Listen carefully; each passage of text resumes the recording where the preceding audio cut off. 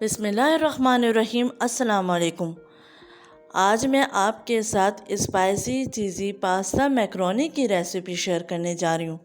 बहुत ही मज़ेदार ये पास्ता बनता है और बहुत ही चीज़ी होता है। इसको आप जब ट्राई करेंगे तो आपको बेहद पसंद आएगा, बच्चे भी बेहद शौक़ से खाएंगे। जब आप बाज़ार से ये खाते हैं तो अच्छे खासे कॉस्टली पड़ते हैं। घर में आप ये क्वांटिटी में भी ज़्यादा बना सकते हैं और इंतहाई मज़ेदार होते हैं। इस रेसिपी को ख़ुद घर पे ट्राई कीजिए। वीडियो को एंड तक देखिए, पसंद आए तो लाइक और शेयर कीजिए। चलिए हम रेसिपी को स्टार्ट करते हैं। तो सबसे पहले हम मैकरोनी उबाल लेंगे। इसके लिए मैंने पानी को बॉईल कर लिया था।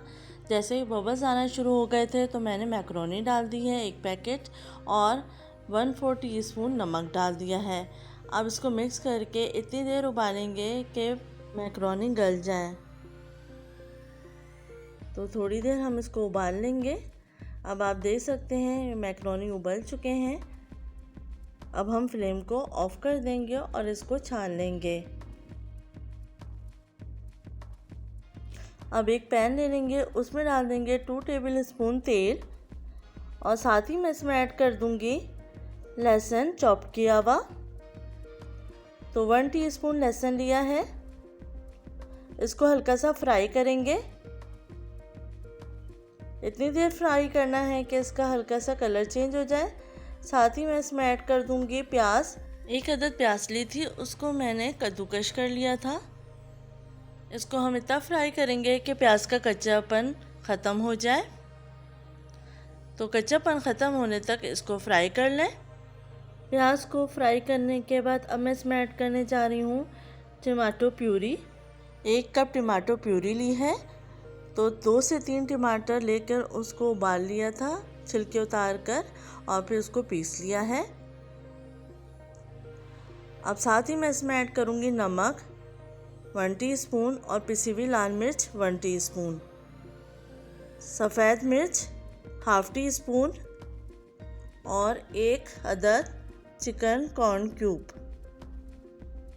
इसको अच्छे तरीके से मिक्स करके भून लेंगे। इतना भूनना है कि टमाटो प्यूरी अच्छे से पक जाए। साथ ही मैं इसमें ऐड करूँगी ऑरिगेनो। अगर आपके पास ऑरिगेनो है तो ऐड कर लीजिए या मिक्स हर्ब ऐड कर लीजिए। तो तकरीबन 1 टीस्पून के करीब ऑरिगेनो ऐड किया है और थोड़ा सा पानी ऐड कर देंगे। इसको मिक्स करके थोड़ी देर पकाएंगे।